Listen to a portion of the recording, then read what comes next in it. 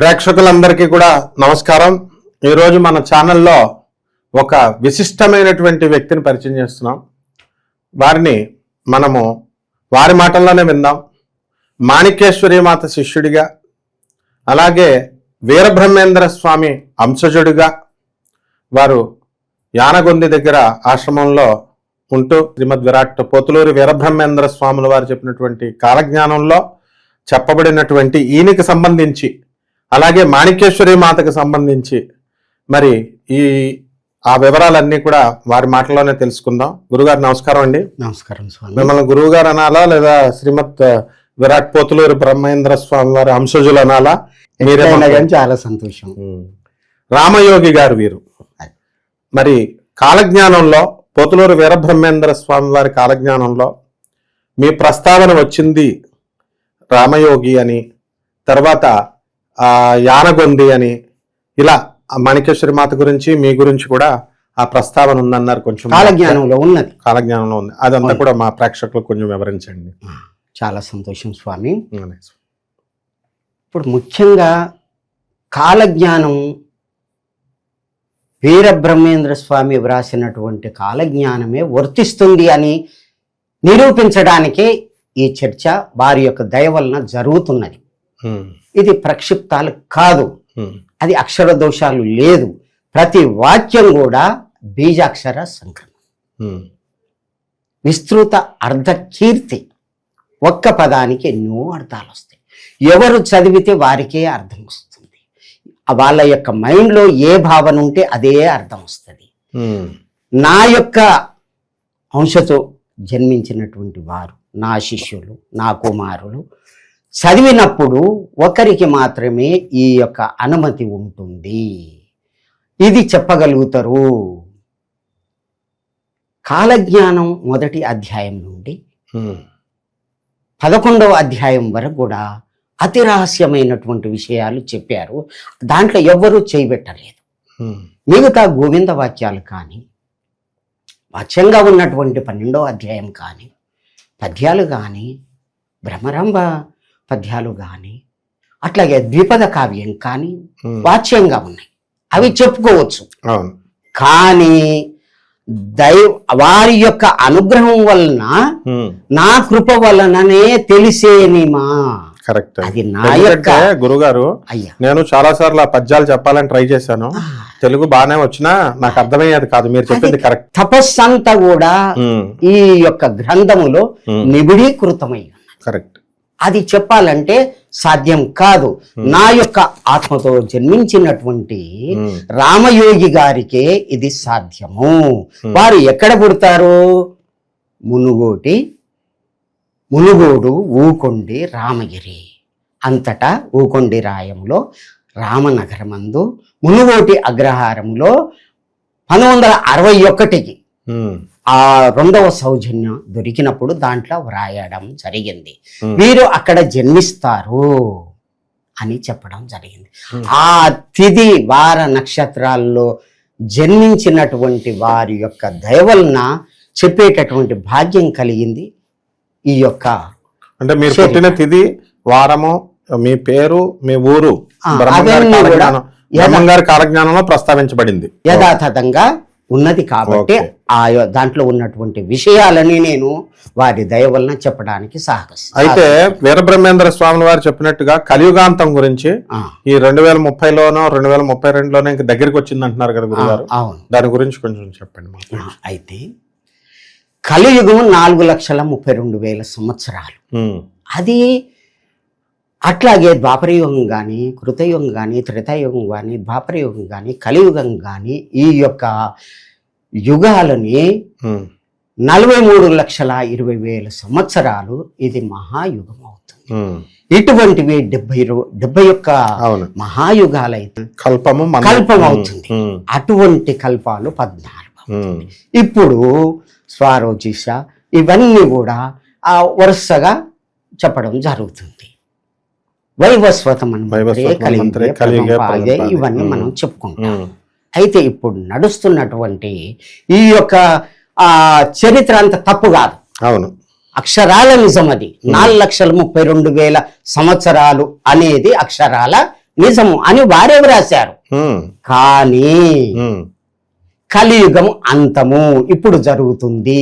కలి యొక్క అంతము ఇప్పుడు జరుగుతుంది. ఇప్పుడు 4999 సంవత్సరము ఈ విధంగా లెక్క చూపించుకుంటూ పోవడం జరిగింది. అయితే దీనికంటే ముందుకు వెళ్దాం.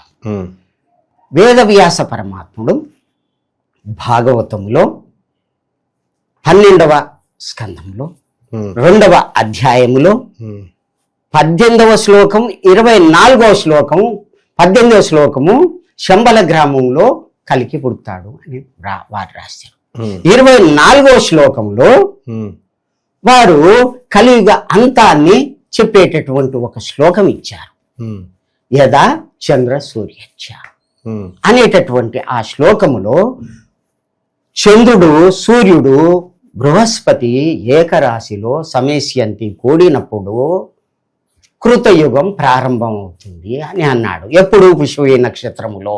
అది ఎప్పుడు వచ్చింది అంటే 1/8/1943 నాడు వచ్చింది.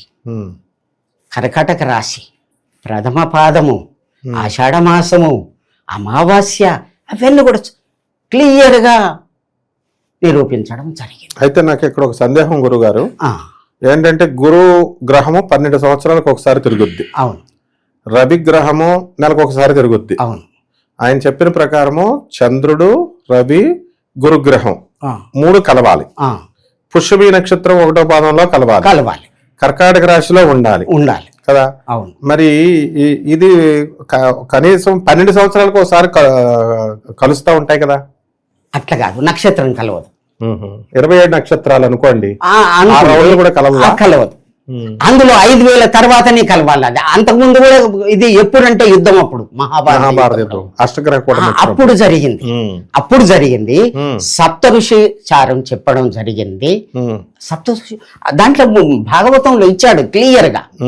ఆ యొక్క ఇదిలో ఉంటుంది. ఖగోళ శాస్త్రాన్ని మొత్తం దీంట్లో రాయడం జరిగింది, భాగవతంలో రాయడం జరిగింది. ఆ సూర్యుని యొక్క అంశతో పుట్టినటువంటి భాస్కరాచార్యుని యొక్క సిద్ధాంతం కూడా దీంట్లో వ్యక్తం చేయడం జరిగింది.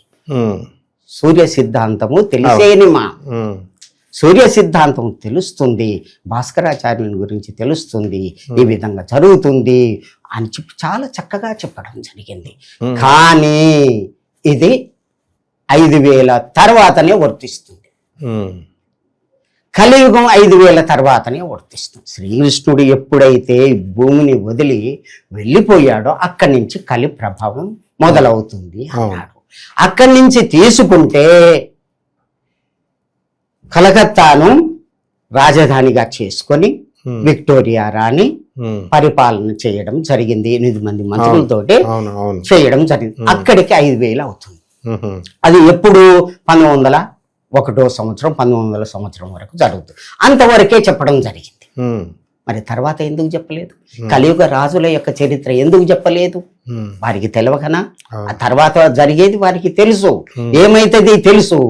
అంతకు ముందు మనం తీసుకుంటే భట్టి విక్రమార్కుని యొక్క కాలం వరకే ధర్మం అంతంతనే ఉన్నది. 3044 వరకు ధర్మం ఉన్నది. అంతకుముందు ఏమైంది? 1755లోనే భయంకరమైనటువంటి కలి జంజం వేసుకున్నటువంటి వాళ్ళని అందరినీ కథం చేసి చేసి ఆ జంజాలతోటి క్వింటల్లుగా తోచి యజ్ఞం చేసిర్రు. అట్లా రాయడం జరిగింది. నువ్వు భాగవతం చదవండి. అదంతా ఎటుపోయింది? ఆయన ఎవరు? ఒక శూద్రుడు రాజయ్యుండు, శూద్రులకు రాజులుగా చేసిండు. అందరినీ ఈ విధంగా చూడు.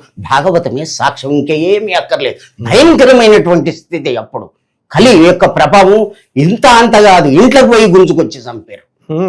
చాలా ఇదిగా భయంకరంగా జరిగింది నందుల యొక్క పాలనలో. తర్వాత అవన్నీ కూడా మీకు తెలుసు. అవన్నీ కూడా మీరు క్షుణ్ణంగా అధ్యయనం చేశారు. మీరు దైవజ్ఞులు, అటువంటి ఇదేమి కాదు.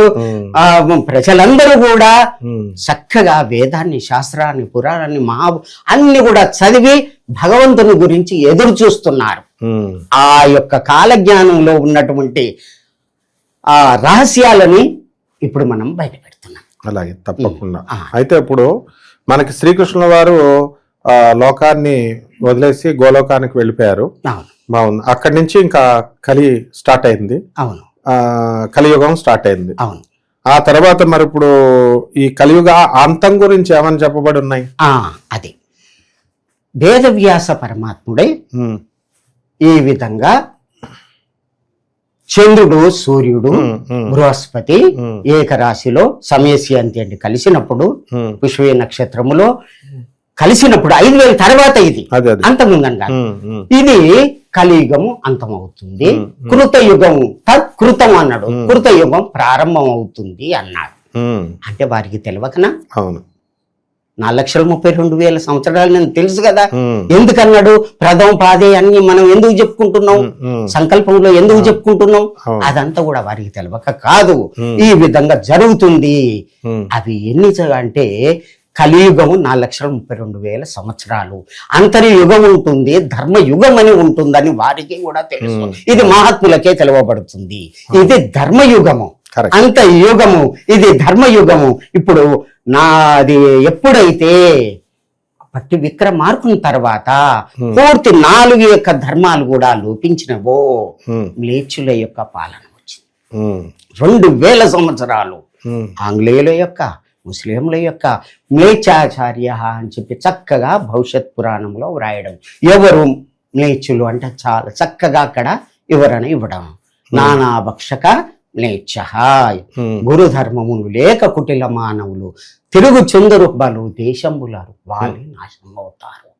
అటువంటి వాళ్ళంతా కూడా మ్లేచ్చులు. మ్లేచ్ఛ నాశనం కొరికే విధంగా జరుగుతుంది. నేను వస్తున్నాను అని చెప్పడం జరిగింది. ఇది 5,000 సంవత్సరాల తర్వాతనే జరుగుతుంది అని అన్నాడు. ఎప్పుడైతే 1/8/1943లో ఈ శ్లోకం వర్తిస్తుందో దానికి ముందే కలికి భగవానుడు రావాలి. అంతంలో అన్నాడు కదా, చివరిలో అన్నాడు కదా, కలియుగము చివరిలో అన్నాడు కదా. కాబట్టి 43 కంటే ముందు జన్మించాలి. ఆ విధంగా భూదేవి, దేవేంద్రుడు, మునులు అందరూ కూడా వైకుంఠం పోవడం జరిగింది. ఎప్పుడు అంటే 1891లో దీంట్లో రాయడం జరిగింది. 90 కరనామ సంవత్సరంలో పోవడం జరిగింది. స్వామి, నేను భూభారాన్ని నేను మోయలేను, పాపం పెరిగిపోయింది, ధర్మం లోపించింది. మీ యొక్క నియమం ఏంది? ధర్మం ఎప్పుడైతే లోపిస్తే, పూర్తి ధర్మం ఎప్పుడైతే లోపిస్తుండే నేను వస్తాను. సంభవామి యుగే యుగే, నాకై నేను పుట్టి వస్తానని మీ యొక్క మీరు వాక్ ఇచ్చారు. మీరు రావాలి తండ్రి, మీరు రావాలి అని ప్రార్థన చేస్తే అప్పుడు వారు పంపడం జరిగింది అని గోవింద వాక్యాల్లో వ్రాయడం జరిగింది. ఆ యొక్క స్వామి వారు పంపించడం జరిగింది. ఎవరిని అంటే వీర ధర్మజులు, రామ ధర్మజులు, వీర యోగి, వారితో పాటు 4 పంపడం జరిగింది. ఇది మనకు 1వ అధ్యాయం నుంచి 10వ అధ్యాయం వరకు చాలా చక్కగా చెప్పడం జరిగింది. ఆ యొక్క 5వ అధ్యాయం చాలా ముఖ్యం. వీర ధర్మజ ఉద్భవ చెప్పడం జరిగింది అన్నమాట. దుర్జటి పర్యాయన సంవత్సర అని చాలా చక్కగా చెప్పడం జరిగింది. ఆషాఢ మాసము, పౌర్ణమి, భవనామ సంవత్సరములో భవనామ సంవత్సరమే ప్రాకృతం అవుతుంది, వారు జన్మిస్తారు అని. ఎట్లా? ఏ భవనామ సంవత్సరము? ఈ 43 కంటే ముందే పుట్టి ఉండాలి కదా. కాబట్టి వారు 5/5/1930లోనే పంపడం జరిగింది. 30లోనే. అది ఎక్కడున్నది అంటే దశమాధ్యాయంలో మొదటి పేజీ చదవండి. తిదివార నక్షత్రాలు కూడా ఉన్నది. వారి యొక్క అంశతోటి వారు పంపగా వచ్చినటువంటి వారు ఈ భూమి మీదకి వచ్చి సూర్యమండలంలో సభ చేసి వైశాఖ శుద్ధ సప్తమి అని డేట్ ఇచ్చిండు, సోమవారం అని ఇచ్చిండు. ఇంత కరెక్ట్ ఎప్పుడో చెప్పినటువంటి 400 సంవత్సరాల క్రితం చెప్పినటువంటి ఇది ఇప్పుడు జరగడం ఏంది? 100%. ఇప్పుడు డేట్ కలవడం ఏంది? ప్రథమ పాదము. ఇదంతా ఏంది? ఇది చాలా చక్కగా ఉంది, అంటే ఎటువంటి సంశయం లేదు. వారు రావడం జరిగింది. వాళ్ళు వచ్చిన తర్వాత జన్మ తీసుకోవడం జరిగింది. వారు సూర్యలోకం నుంచి రావడం జరిగింది. ఎట్లా?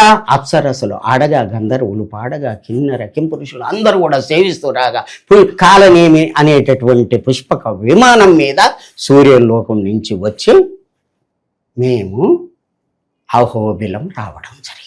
అక్కడ ఏమున్నది? నరసింహస్వామి యొక్క అవతారం. భక్త రక్షణ కొరకు వచ్చినటువంటి వారికి స్థానంగా తీసుకొని భూమి అంతా కూడా ఒకసారి తిరిగాము, ఇక్కడ మీటింగ్ పెట్టుకున్నాము, యానగుందిలో మీటింగ్ పెట్టుకున్నాము అని కూడా రాసింది. ఎప్పుడు అంటే 5/5/1930 తర్వాత వచ్చిన తర్వాత తల్లి గర్భంలో ప్రవేశించాలని శ్రీముఖమే గురి, ముద్దుగురి, బాలగురి అని చెప్పి అక్కడ కొన్ని నిదర్శనాలు ఇచ్చాడు. ఎట్లా పుడతారు, ఏం కథ చాలా చక్కగా ఇచ్చారని. నందిముఖ పరమానందం. నందిముఖుడు సంతోషపడతా, ఆహా ఏమందు నేను ఇంకా చాముండి ముందర ఆనందముని చిందాడి తీర హరి గోవింద గోవింద బ్రహ్మము శివ గోవింద గోవింద. నయనలారా, శిశులారా, బ్రహ్మంగారు చెప్తారు, రాబోయేటటువంటి కాలంలో అంత ఆనందమే, అందరూ భక్తులు అవుతారు, వేల కొద్ది భక్తులు అవుతారు. ఇటువంటి ప్రాకృతమైనటువంటి వాళ్ళు పామ అనేటటువంటి భక్తులంతా వీళ్ళంతా కూడా పాపాత్ములంతా కూడా నాశనం అవుతారు, అటువంటి కాలం వస్తుంది అని చెప్పారు. అయితే 26/7/1934లో జన్మించడం జరిగింది. శ్రీముఖనేమో 33/34లో జన్మించడం జరిగింది. వారే వీరధర్మజులు. వారు ఎక్కడ ఉంటారు? జన్మసేవ్యం భక్తి ప్రదం ప్రదోష తీర్థం ప్రయాగ మాధవం ఆనగుందిలో ఉంటారు. యానగుంది అని హంపి విరూపాక్ష ఉన్నది కదా, అది చారిత్రక యానగుంది. కానీ కర్ణాటక రాజ్యం అనేది భాషా ప్రయుక్త రాష్ట్రాలు ఏర్పడ్డప్పుడు ఆ పేరు వచ్చింది. అప్పుడు స్వామివారు దివ్య దృష్టితోటి చూసి కర్ణాటక రాజ్యం అన్నారు, ఉత్తరాది ఉభయ రాజ్యం అన్నాడు. భారతదేశానికి 2వ రాజ్యం అంటే దక్షిణ భారతదేశంలోనే కర్ణాటక రాజ్యంలో ఉంటుంది. ఆ కర్ణాటక రాజ్యంలో ఆనగుంది ఉంటుంది. దీనికి ఇంత దూరంలో ఊటుకూరు మెతకసీమ ఉంటుంది. ఇక్కడికి ఆకాశ మార్గంలో బసవ కళ్యాణం ఇంత దూరం ఉంటుంది అని లెక్కగట్టి చూపెట్టడం జరిగింది. అక్కడ ఎవరుంటారు? మామి మూమే మఖ ఈ అక్షరాల్లో వారి పేరు ఉంటుంది. వారి యొక్క వీరధర్మజుల యొక్క పుట్టక మొత్తం పంచమాధ్యాయంలో రాయడం జరిగింది. వీరధర్మజ ఉద్భవ వారి గురించి ఇంతవరకు ఎవరూ చెప్పలేదు, దాంట్లో క్లియర్ గా చెప్పడం జరిగింది. ఉద్భవ వారే ఆ సూర్యలోకం నుంచి వచ్చి ఈ యానగుందిలో ప్రకాశం అవుతారు. అదే సూర్యనంది అని చెప్పడం జరిగింది. ఎట్లా సూర్యనంది? నంది గ్రామేత విఖ్యాతో నందీనాం సూర్యనంది. ఎక్కడైతే వారు ప్రకాశం అవుతారో అదే సూర్యనంది. సూర్యనంది క్షేత్రం అంటే అది యానగుందే సూర్యనంది. మరి ఆ వారి పేరే వీరధర్మజ, అహింసా పరమో ధర్మ అని ఇప్పుడు ఆ మాణికేశ్వరి మాతకే వీరధర్మజులు అని ఆ యొక్క క్షేత్రమే సూర్యనంది అని చెప్పడం జరిగింది. అమ్మ ఇట్లా ఉన్నదమ్మా అని అంటే రాముని కరెక్ట్ అని చెప్పింది. సూర్యనంది అని పేరు పెట్టింది. అమ్మగారి యొక్క పేరు కూడా వీరధర్మజులు అని ప్రకటించడం జరిగింది. 30 ఏళ్ళు ఆ విధంగా ప్రచారం చేయడం జరిగింది. ఆ విధంగా అహింసా బోధ చేయడం జరిగింది. భాగవతం అట్లాగే భగవద్గీత, ఈ యొక్క కాలజ్ఞానము అవన్నీ కూడా నా చేతనే అమ్మగారు ప్రచారం చేయించడం జరిగింది. వారి సేవలో 48 సంవత్సరాలు నా యొక్క జీవితం జరిగింది. ఆ వారు చెప్పినటువంటి విషయాలు సత్యం, తప్పలేదు. అమ్మవారంటే మాణికేశ్వరి మాత. అయితే తల్లిదండ్రులు పెట్టినటువంటి పేరే మాణికేశ్వరి మాత. సూర్యలోకములో వారి పేరు వీరధర్మజులు. అది పురుషుని యొక్క పేరున్నది కదా, ఇక్కడ స్త్రీ పేరున్నది కదా. అంటే ఆత్మ స్త్రీ కాదు, పురుషుడు కాదు. తల్లి గర్భానికి వచ్చిన తర్వాత ఆ యొక్క స్త్రీ పురుష భేదం ఉంటుంది. ఆత్మ స్త్రీ కాదు, పురుషుడు కాదు. చూడండి ఆత్మ ఎక్కడ ఉంటుంది, ఆ శాస్త్రం ఏం చెప్తుంది, మన లోపల ఎక్కడుందో మీరు ధ్యానం చేస్తే అవన్నీ కూడా వేరే మనం ఎపిసోడ్ చేసుకోవచ్చు. మన శరీరంలో ఉన్నటువంటి రహస్యాలు, మనసు ఎక్కడ ఉంటుంది, ఆత్మ ఎక్కడ ఉంటుంది, అది ఏ రూపంలో ఉంటే, ఏ విధంగా ఉంటే, ఏం చేస్తే అది కుండలి ఇది అవుతుంది, అవన్నీ కూడా యోగ శాస్త్రం చక్కగా మనం చెప్పుకోవచ్చు. ఆ వారు వచ్చిన తర్వాతనే ఈ భారతదేశం అంతా కూడా యోగము ధ్యానం అనేటటువంటి ఇదయింది. మట్టు మీరి మాలలయ్యేరు మా అని చెప్పి చెప్తారు. భూమి మొత్తం కూడా విధంగా అయిపోతాయి. పాప ఇదైపోతారు, కుల ధర్మం లేకుండా అందరూ కూడా భూపాలలు అయిపోతారు అని చెప్పాడు. అట్లాగే చెప్తూ భూతాల లిఖితం అనే ఒక శాసనం రాయడం జరిగింది. వారు ఉన్నప్పుడు విరూపాక్ష ఈశ్వర సన్నిధౌ అస్మాపి లిఖితం యత్రాపి విరూపాక్ష ఈశ్వర సన్నిధౌ సత్యం సత్యం న సంశయ, ఇది సత్యం అని చెప్పి ఒకటి శాసనం రాసిండు. ఈ విధంగా ఈ యొక్క ఆ తేదీలలో వారు పుడతారు. ఏమిటా తిథి అంటే మొదటి ప్రపంచ యుద్ధం 14 నుంచి 18 వరకు జరిగింది. రెండవ ప్రపంచ యుద్ధం 38 నుంచి 45 దాకా జరిగింది. పార్థివో భూపా వ్యయో భూపా క్షయంగత పునః పంచవర్షేణ వీర భూపా భవిష్యతి. అక్కడి నుంచి రాజుల యొక్క కాలం పోయిన తర్వాత అక్కడి నుంచి 5 సంవత్సరాలకు పునః పంచవర్షేన 5 సంవత్సరాలకు వస్తున్నాడు భూమి మీదికి, పుడతాడు. ముందుగా అతనేమో ఆ యొక్క డేట్ ఇచ్చిండు. అవును, బహుశా ఇంకొక అతను వస్తున్నాడు. ఈ యొక్క రాజుల యొక్క కాలం ఎప్పుడు పోయింది? ఎక్కడ నైజాము కనిద్వది 7 బాణుడు మంట కలిసి ఏట కలిసి అన్నాడు. అంటే 7వ నైజాము ఎప్పుడు పోయిండు? 47లో కదా చివరి వాడు. అవును. ఆ తర్వాత రాజరికాలు ఎప్పుడు పోయినా 48 కదా. 51 తర్వాత మనకు ఇది అయింది కదా. అంతటా తెలంగాణలోనే అని చెప్పి తెలంగాణ అని అప్పుడే రాసిండు. ఉన్నది దాంట్లో తెలంగాణ అని రాశారు. కర్ణాటక అంటే అప్పుడు డివైడ్ కాకముందే తెలంగాణ క్లియర్ ఉన్నది. ఇక్కడ ఉంటాడు, ఇక్కడ పెరుగుతాడు, ఇక్కడ ఇది చేస్తాడు, ఈ విధంగా ఉండు అని క్లియర్ గా రాయడం జరిగింది అన్నమాట. ఆ విధంగా అన్ని కేసీఆర్ గారు తెలుసుకునే తెలంగాణ ఉద్యమం మొదలు పెట్టారు. తెలంగాణలోనే ఈ విధంగా జరుగుతుంది, దక్షిణ భారతదేశంలోనే అని చాలా చక్కగా యామ్యాయ యతిమాశ శ్రేష్ఠ యామ్యాయ యస్య చింతన అని చెప్పి రాశాడు. ఈ చింతన రాసింది ఎవరు? వీర బ్రహ్మేంద్ర స్వామి. సంస్కృత్ లో కదా ఇది ఉన్నది. సంస్కృతం ఆయన వారికి చదవకని వేద మంత్రాలు చదివేని వారి పుట్టుక నుంచే పరమాత్మ. వీర బ్రహ్మేంద్ర స్వామి తెలుగు పద్యాలే రాశారేమో అనుకున్నా. అది కాదు. రామబ్రహ్మ నిర్గుణాకారం వీర బ్రహ్మార్క తేజసం నాద బ్రహ్మ ఇతి ప్రోక్తము నానా దేశాన్ని లక్షణం. ఎక్కడెక్కడ ఏం జరిగేది ఆయన తపస్సులో కూర్చుంటే వినబడుతుంటే గురిజారు ముళ్ళు తీసుకొని ఆ తాటి ఆకుల మీద అవన్నీ కూడా అవి వంగు అనగానే వంగేది, అవన్నీ కోసుకునేది. చక్కగా వాటి మీద రాసిందే ఈ కాలజ్ఞానం, ఈ తాళపత్రాలు ఇవే అన్నమాట. ఇవి పరిష్కారం చేసి చక్కగా ప్రింట్ చేసి మనకు అన్ని ఇచ్చారు. ఇదే అని కాదు, నేను అక్కడికి పోయాను, సిద్ధయ్య మఠం పోయాను, బ్రహ్మంగారి మఠం పోయాను, వాళ్ళని మెప్పించాను, అవన్నీ తీశాను. ఇంకా చాలా ఉన్నది. చనిపోతే బ్రతికేయించేటటువంటి మంత్రాలు ఉన్నాయి. సిద్ధయ్య మఠంలో లక్ష్మీశ్వరయ్య అని ఉండేవాడు.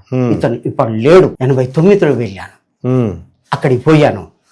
ఈ విధంగా నాకు ఇట్లా జరిగింది, నేను చదవాలనుకుంటున్నా అంటే ఆ 7గురిని కూర్చోబెట్టి ఛందస్సు మీద సంస్కృతం మీద అన్ని విధాల పరీక్ష చేసినాను.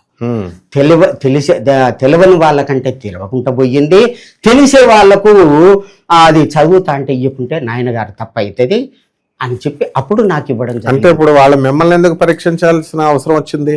కాలజ్ఞానాలు అడుగుతున్నా, వారి వ్రాత ఎట్లా ఉన్నది, ఇది నిజమా కాదా చూసుకోవడానికి. అప్పుడు ఇస్తే అంటే మీరు బ్రహ్మం గారిని టెస్ట్ చేయడానికి వెళ్ళారు.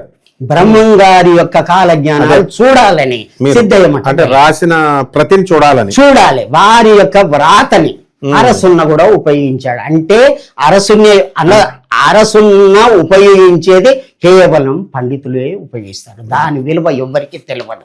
దీన్ని బట్టి మనం తెలుసుకోవాల్సింది ఏంటంటే ప్రేక్షకులు, ఇంకా బ్రహ్మం గారు రాసినటువంటి ప్రతులు అవన్నీ ఉన్నాయి మన సిద్ధయ్య మఠంలోను, కందిమల్లాయపల్లి మఠం గారిలోను, బనగానపల్లి మఠంలో. ఇది ఫస్ట్ క్లారిటీ మన భక్తులకి. అంటే బ్రహ్మం గారు స్వయంగా రాసినవి ఉన్నాయి తాళపత్ర గ్రంథాలు ఇప్పటికి కూడా ఉన్నాయి, యథాతథంగా ఉన్నాయి. మంత్రశాస్త్రము కూడా నేను చూశాను.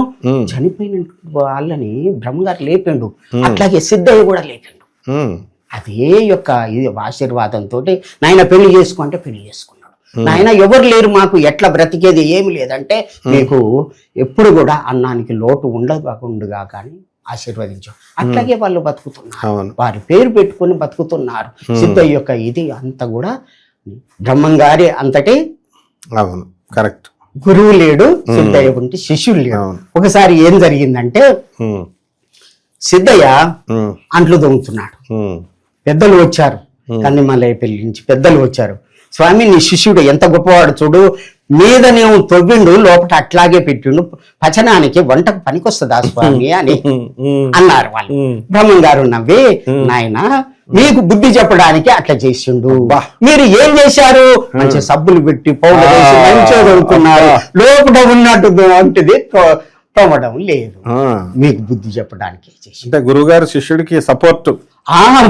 పూర్తి అటువంటి జ్ఞాని సిద్ధయ్య గారు, ఇటువంటి జ్ఞాని గురువు గారు లోకానికి చనిపోయినటువంటి వాళ్ళను కూడా బ్రతికించి కరిగించినటువంటి సీసాన్ని తాగి మరి పోలేరమ్మని పోలేరే ఉప్పు తీసుకురా అంటే తీసుకొచ్చి అందరికీ తన యొక్క మహిమలు చూపెట్టి అంటూ తోమారు, వాళ్ళకు బుద్ధి చెప్పారు. అప్పుడు వాళ్ళు ఏమన్నారు తెలుసుకొని ఇదయ్యా తెలుసుకొని, నిజమే స్వామి మీరు ఏది చెప్తే అది చేస్తున్నాడు కాబట్టి అటువంటి శిష్యుడు దొరకడు. కరెక్ట్. ఒక్క మాంసం తినమంటే తిన్నాడు, స్వామి మీద అన్నాడు, కూర్చోగానే అవి పండ్లు ఫలాలు.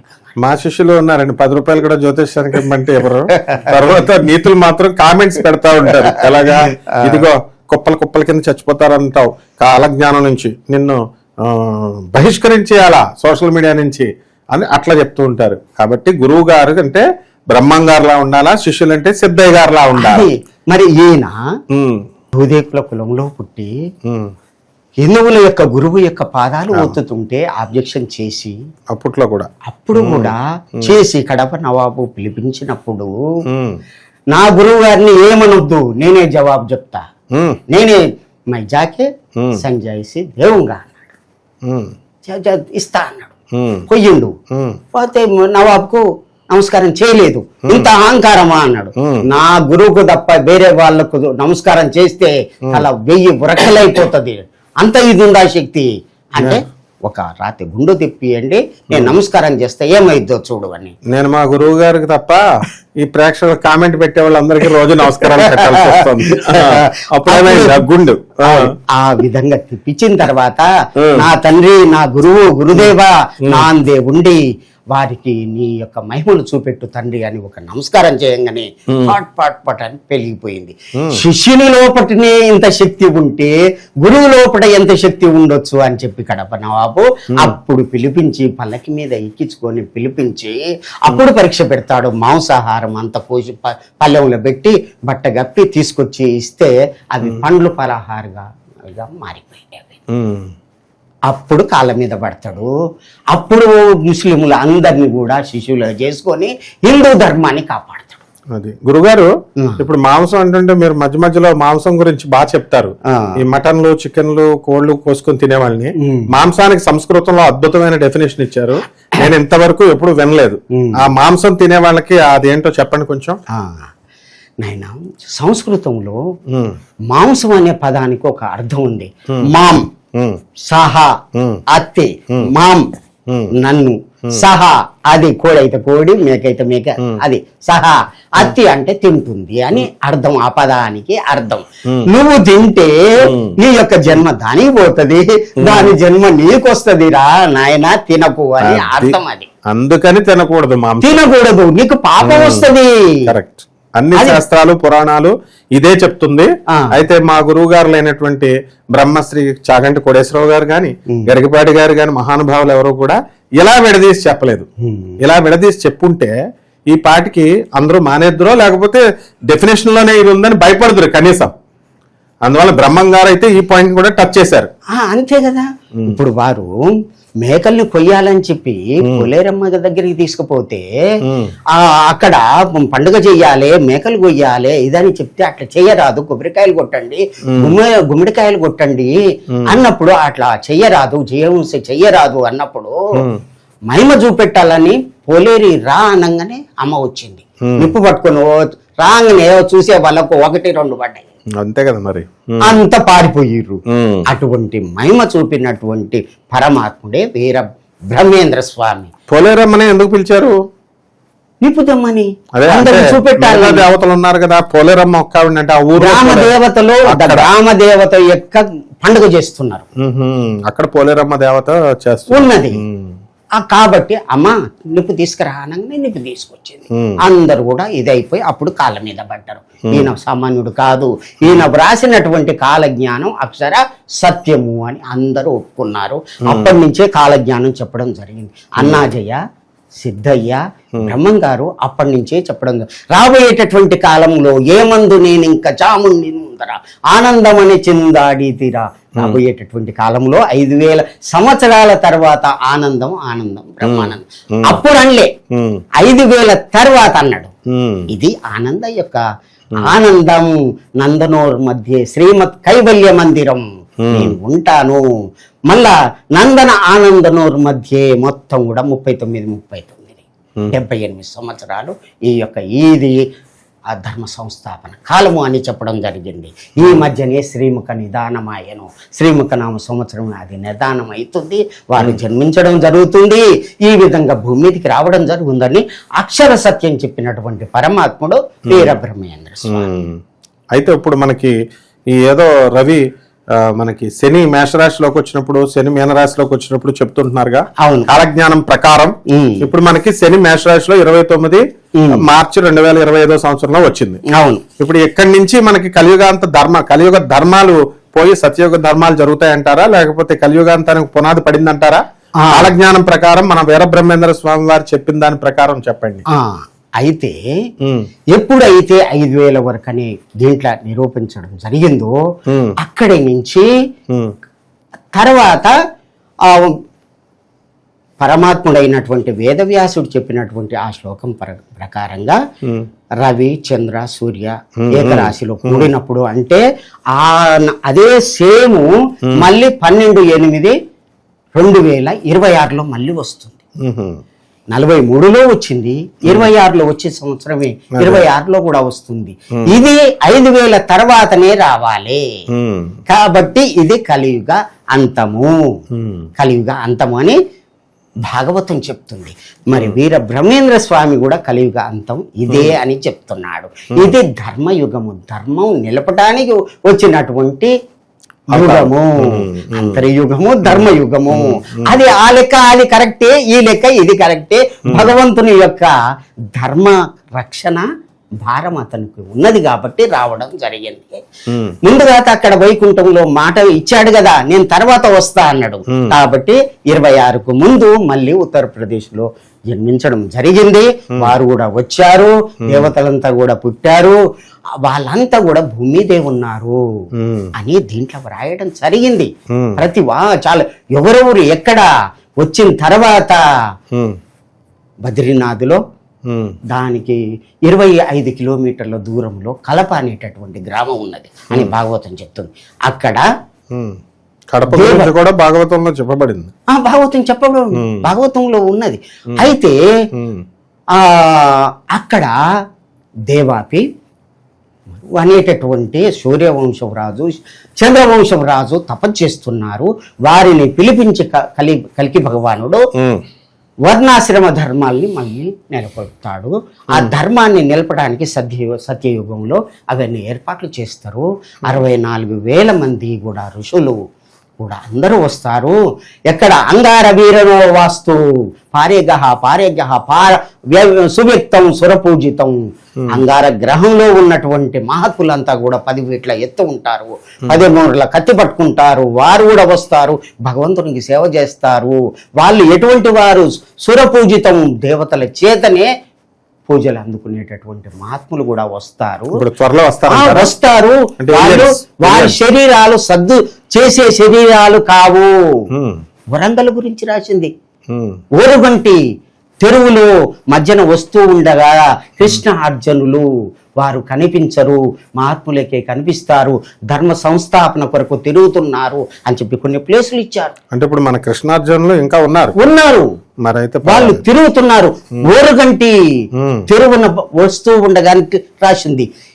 7వ నైజాం రాజు గురించి రాసి ఉండంగా ఇదంతా ఎందుకు ఉండదు? అవును.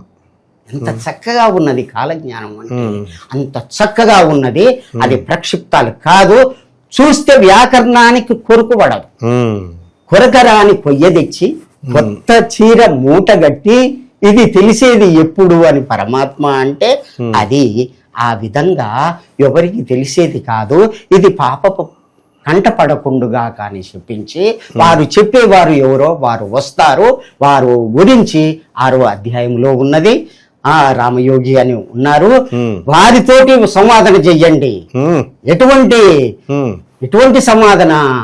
రామధర్మజ సంవాదో నిగమో భవతి. ఈ నిగమం అంటే ఈ వేదము తెలవటానికి వారితోటి వాదన చెయ్యండి. ఎటువంటి వాదన అంటే శార్దూలమపి నిగమో భవతి. పెద్ద పులితోటి కొట్లాడి నువ్వు జయించే శక్తి ఉంటేనే వారితోటి జయించు, అప్పుడు బయటపడుతుంది ఆ అర్థము. ఇది సత్యం సత్యం న సంశయ బ్రహ్మం గారు చెప్పినటువంటి వాక్యాన్ని అన్నమాట. అద్భుతం గురుగారు, అది సూపర్. అయితే ఇప్పుడు మనకి ఈ మేనంలో ఈ శని వచ్చాడు, ఇక్కడ నుంచి కలియుగాంతం ఏదో అయిపోతుందని 2032లో అంటున్నారుగా, అది అయితే బ్రహ్మం గారు రాసినటువంటి ఏకాదశ అధ్యాయము చివరికి అంతమయ్యేటటువంటి ఇది శ్లోకాలలో రాయడం జరిగింది. మీన రాశిలో శని ప్రవేశిస్తుంది 29/3/2025 నుంచి 2/6/2027 వరకు ఉంటుంది. అప్పుడు ఏం జరుగుతుంది? మ్లేచ్ఛనాశనం. మ్లేచ్చులు అంటే మనం చెప్పుకున్నాం, కులం లేదు, మతం లేదు, గురు ధర్మములు లేక కుటిల మానవులు తిరుగుచుందురు పలు దేశములను. వాళ్ళంతా కూడా అంటే గురువుకు పంగనామాలు పెట్టేవాళ్ళు ఆ విధంగా ఉంటారు. 10 రూపాయలు కూడా ఇవ్వకుండా జ్యోతిష్యం చెప్పండి, ఫ్రీగా చెప్పండి, గురువుకే పంగనామాలు పెట్టేవాళ్ళు, ఆ విధంగా విమర్శించేవాళ్ళు. జరుగుతుంది అని డేట్లు ఇచ్చాడు, పుట్టిగా కాదు. మీరు చూడండి ఏకాదశ అధ్యాయం చివరిలో ఉన్నది. తర్వాత మీనం తర్వాత మేషరాశికి 3/6/2027కి శని ప్రవేశిస్తుంది. అక్కడి నుంచి 7/8/2029 వరకు ఉంటుంది. కించిత్ సౌఖ్యం, కొద్ది సౌఖ్యం మన భారతదేశంలో కొద్దిగా మేలు జరుగుతుంది. భారతదేశంలో భగవంతుడు పుట్టాడు కాబట్టి విభీషణ్ అంతటి భక్తులు ఉన్నారు. అందరు నేను కాచి రక్షిస్తాను కాబట్టి ఒకేసారి తీయను. ప్రపంచమంతా కూడా భూమండలం కరిష్యామి, పంచశక్తులతోటి భూమండలం కరిష్యామి. భూదేవి ఎక్కడైతే పాపం పెరుగుతుందో అక్కడ భూకంపం రావాల్సిందే, అంతే. ఆమెకు శివం వచ్చేస్తుంది, లేచేసరికి అక్కడ భూకంపం వస్తుంది. ఇప్పుడు భూకంపాలు కూడా టెక్టికల్ ప్లేట్స్ అని ఉంటాయి. ఆ ప్లేట్స్ ఉత్తర భారతంలో ప్లేట్స్, తర్వాత యూరోషియన్ ప్లేట్స్ ఒకళ్ళొకడు తోసుకోవడం వల్ల హిమాలయాల్లో కూడా వస్తుందట. ఇప్పుడు అందువల్ల అక్కడ నేను చదివేటప్పుడు చూశాను, ఆశ్చర్యపోయాను. భూభాగంలో లోపల ఎందుకు భూకంపాలు వస్తాయంటే కబడ్డార్, భూమి ఉపరితలం మీద జరిగేటటువంటి మార్పులను మార్చుకోకపోతే భూకంపాలు లోట్ల ప్లేట్స్ అన్ని గుద్దుకుంటాయని ఉన్నాయి. అది అన్నమాట. ఆ అమ్మకు ఎప్పుడైతే కోపం వస్తుందో, వీరు పుట్టినటువంటి కృష్ణా గోదావరి మధ్య మనం మధ్యలో ఉన్నాం. ఈ మధ్య సురక్షితంగా ఉంటుంది, ఈ మధ్యనే భగవంతుని యొక్క స్థితి ఉంటుంది. బాదామి ఏకమే రాజ్యం, రామధర్మజమేమయం. బాదామి వరకు వారణాసి అంతుమేమయం, వారణాసి నుంచి బాదామి ఏకమే రాజ్యం.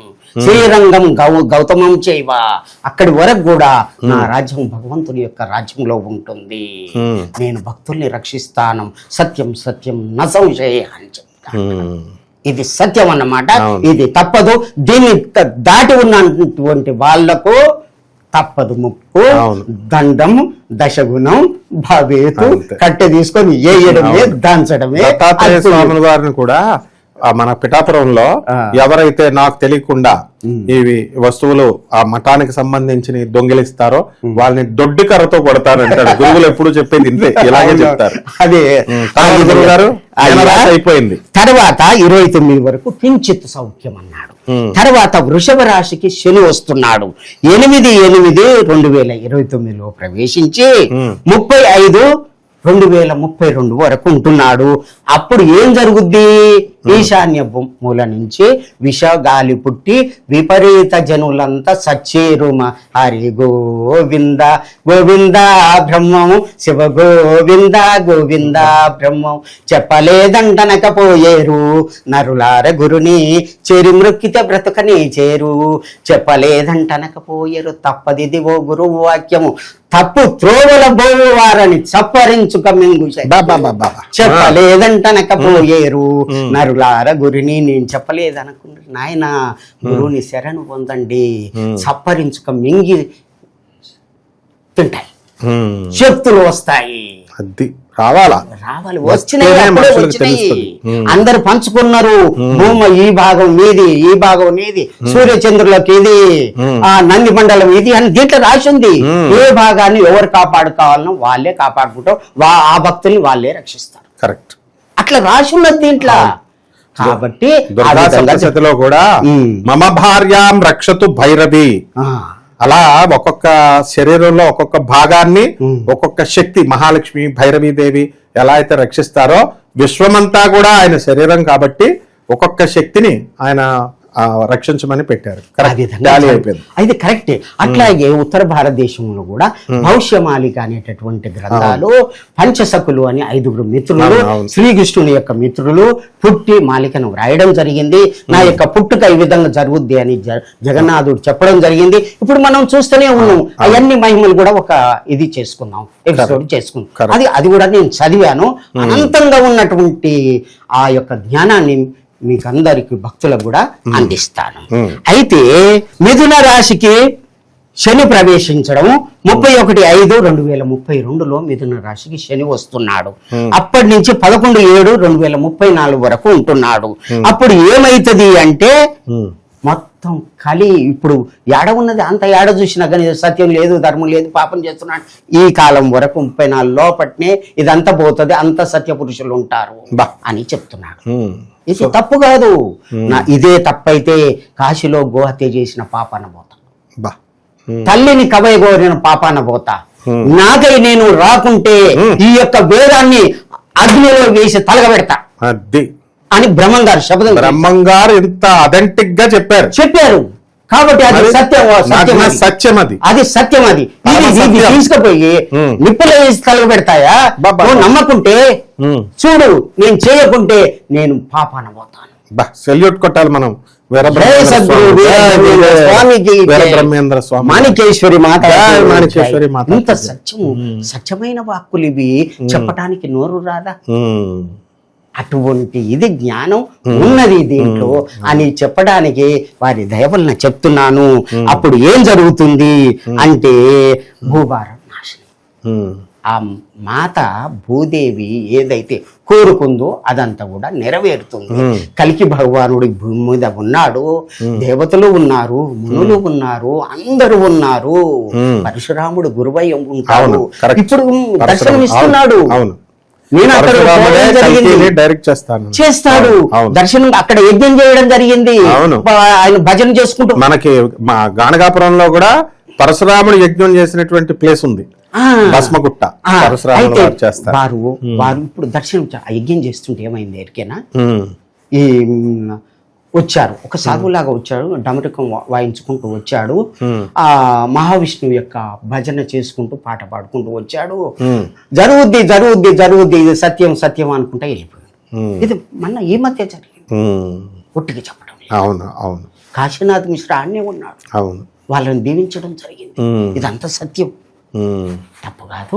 వారి యొక్క ఆ జాడలో నడుస్తున్నటువంటి ఒక బిడ్డను నేను అక్కడ చూశాను, ఇక్కడ చూశాను.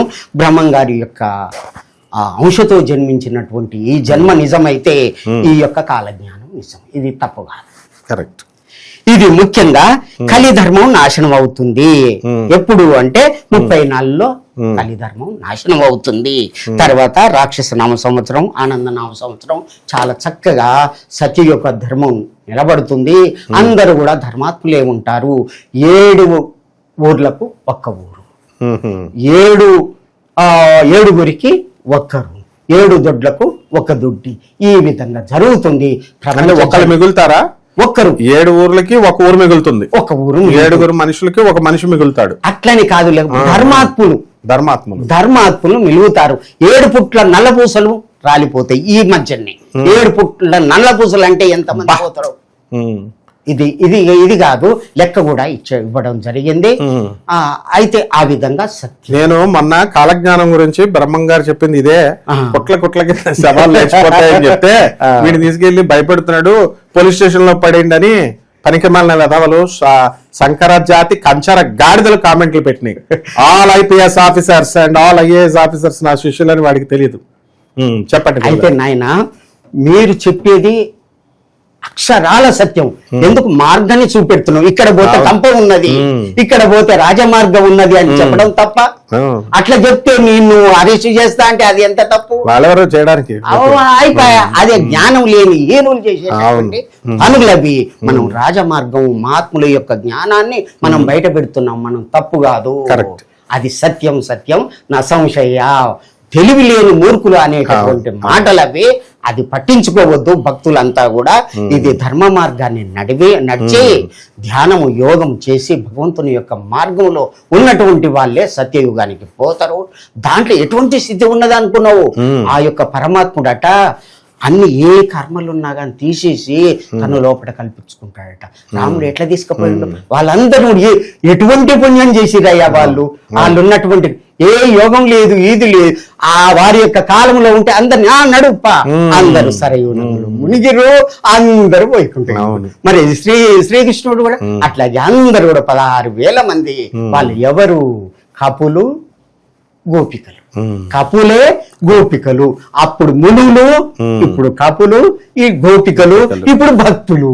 ఈ భక్తులు 16,000 మంది ఉన్నారు. వీరి చేతనే ధర్మం నిలబడుతుంది అని వీరబ్రహ్మేంద్ర స్వామి చెప్తున్నారు. 16,000 మంది, 16,000 మంది నిజమైనటువంటి భక్తులు ఉంటారు. 16,000 మంది ఋషులు వస్తారు. 16,000 మంది కూడా వాళ్ళంతా స్క్రాపే అని కాదు, వాళ్ళ ధర్మమే వాళ్ళని రక్షిస్తుంది. ధర్మంగా ఉండాలి. ధర్మో రక్షిత రక్షిత. ప్రతి వాడు కూడా ఆ 16,000 మంది గ్రూప్ లోకి వెళ్ళడానికి ట్రై చెయ్యాలి ధర్మ మార్గంలో. నా అస్మద్ దివ్యనామ పఠనా పరులై ఉన్న వారికి నేను రక్షిస్తాను. అస్మద్ దివ్యనామ పఠనా పరులై ఉన్న నా యొక్క నామాన్ని జపిస్తూ ముందుగా ఏమంటాడంటే ఎట్లా పూజ చెయ్యాలి అని చెప్తాడు. ఎట్లా? సూర్యుని యొక్క బింబాలను 3 బింబాలను తీసుకోవాలి. దాంట్లో నేనున్నట్టుగా ఒక పీఠం వేసుకోవాలి, సింహాసనం వేసుకోవాలి. నేను దాంట్లో ఉన్నట్టుగా సూర్యారాధన చెయ్యాలి. నేను అప్పుడు సూర్యారాధన చేశాను, ఇప్పుడు కూడా చేస్తున్నాను అని బ్రహ్మంగారు చెప్పారు. కాబట్టి మీరు కూడా అట్లా చెయ్యండి అని ఆ విధంగా రామయోగి చెప్పడం జరిగింది.